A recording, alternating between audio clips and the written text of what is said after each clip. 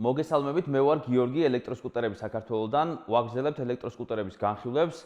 დღეს ჩვენ წარმოგიდგენთ Ninebot-ის F2 Pro მოდელს.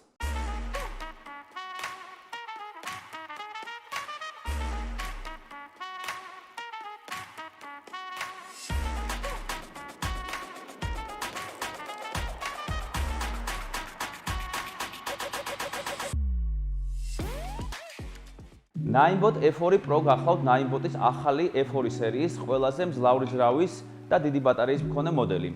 F2 და F2 Plus მოდელებისგან განსხვავებით აღნიშნულ მოდელში დამატებულია წინა ამორტიზატორი, ელექტროხმოვანი სიგნალი და Apple Find My. F2 Pro მოდელის ქარხნული სიჩქარე გახლავთ 25 კმ/სთ, თუმცა შესაძლებელია მისი გაზრდა 32 კმ/სთ-მდე. ის იწონის 18.5 კგ-ს.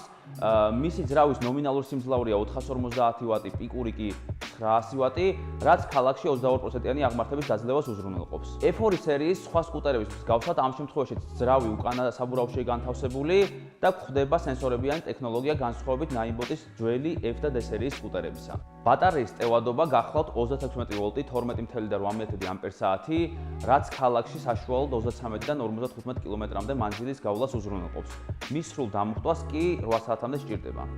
F2 Pro მოდელის შემთხვევაშიც მაქსიმალური დასაშვები წონა გახლავთ 120 კგ, თუმცა თბილისის რელიეფის გათვალისწინებით რეკომენდირებულ წონად ჩვენ მივიჩნევთ 100 კგ-ს. გამორჩეული სიახლეა Apple-ის მომხმარებლებისთვის, Ninebot F2 Pro-ში ჩაშენებულია Find My ტექნოლოგია, რაც სკუტერს გაცილებით უსაფრთხოს და დაცულს ხდის. განახლდა Bluetooth აპლიკაცია და ფუნქციები, რომელიც აპლიკაციით იმართება.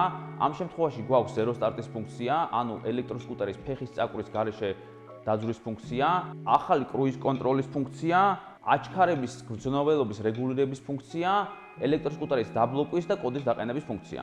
Ninebot F2 Pro იდეალურია 90-დან 100 კგ-მდე წონის მგზავრებისთვის, ვისაც შედარებით დიდ და რელიეფურ ზედაპირზე უწევს გადაადგილება.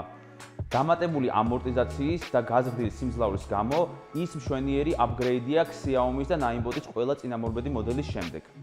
სკუტერის წონა ამ შემთხვევაშიც მის სუსტ მხარედ მიიჩნევა, თუმცა 450 ვატიან მოდელებს შორის ის საუკეთესოა.